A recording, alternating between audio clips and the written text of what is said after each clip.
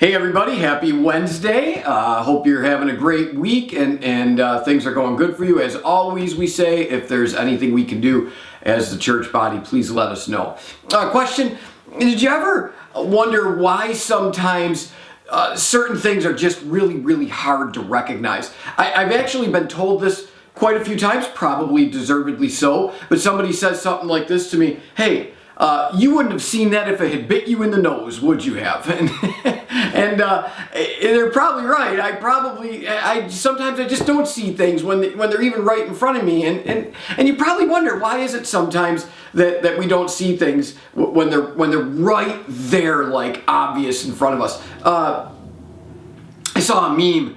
And the meme had a picture of, remember the old Where's Waldo scenes? And there's all these people gathered around, and then there's Waldo's head hidden somewhere in the midst of them, and you have to find that picture, that Waldo person amongst all those other people in that picture. And then next to the meme it said, hey, it's a lot easier now to see Waldo today than it was a month ago. You know why?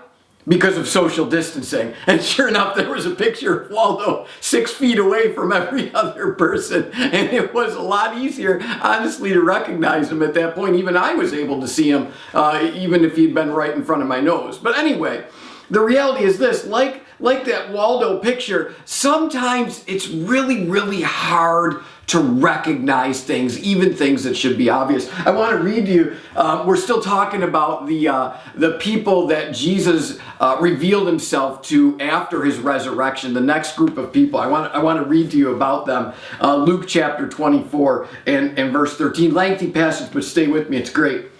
Now on the same day, two of them were going to a village called Emmaus, about 7 miles from Jerusalem. And they're talking with each other while they're walking. They're talking with each other about everything that had happened. And as they talked and discussed these things with each other, Jesus himself came up and walked alongside of them. But they were kept from recognizing him. And he asked them, he said, what are you discussing together as you walk along? Well, they stood still, right? Can you just imagine this? They stood still with their faces downcast. And one of them, named Cleopas, asked him, are you the only one visiting Jerusalem who does not know the things that have happened there in these days? You know what? They basically looked at Jesus and said, are you an idiot? Like, how do you not know this stuff? and Jesus said these words. He said, well, what things? He asked. About Jesus of Nazareth, they replied. He was a prophet, powerful in the word and deed before God and all the people. And the chief priests and the rulers handed him over to be sentenced to death, and they crucified him. But we had hoped that he was the one that was going to redeem Israel. And what is more, it's the third day since all that took place. In addition, they told Jesus, some of our women amazed us, and they went to the tomb early this morning, but they didn't find his body, and they came and they told us that they'd seen a vision of angels who said he's alive. Then some of our companions went to the tomb and found it just as the woman had said, but they didn't see Jesus. And Jesus said to them, how foolish you are, and how slow to believe what all the prophets spoke about. Did not the Messiah have to suffer these things and then enter the glory? Didn't the scriptures tell us that this was going to happen?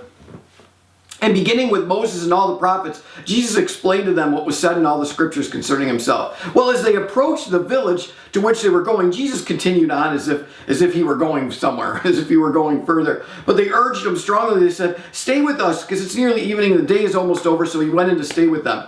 Well, when he was at the table with them, he took bread and he gave thanks and he broke it and he began to give it to them. And then suddenly, listen to this, verse 31, their eyes were open and they recognized him. And he disappeared from their sight. Well, they asked each other, man, weren't our hearts burning within us while he talked with us on the road and opened the scriptures to us? So then they got up and they returned at once to Jerusalem. And there they found the 11 disciples and those with them assembled together. And they said, guys, it's true. The Lord has risen. He's appeared to Simon. And then the two told them what happened on the way and how Jesus was recognized by them when he broke bread.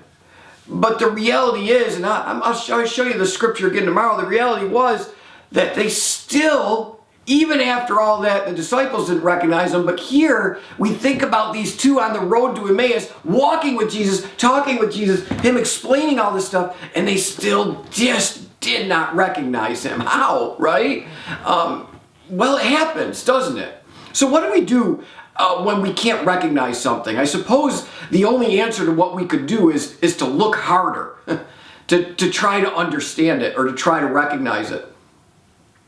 You know what's sometimes the hardest thing to see in life? That we don't always recognize something good. Today we're going through an incredibly dramatic time that doesn't seem to have a lot of good that can come from it, or at least we don't see that. I really do look forward to when we can get back to normal. But if we look so hard at that idea of getting back to normal, we might miss the good that can come from what's going on right now. It might be harder to find, but it's there. It's there. And it might be time to look harder for it if you haven't already found the good that is here.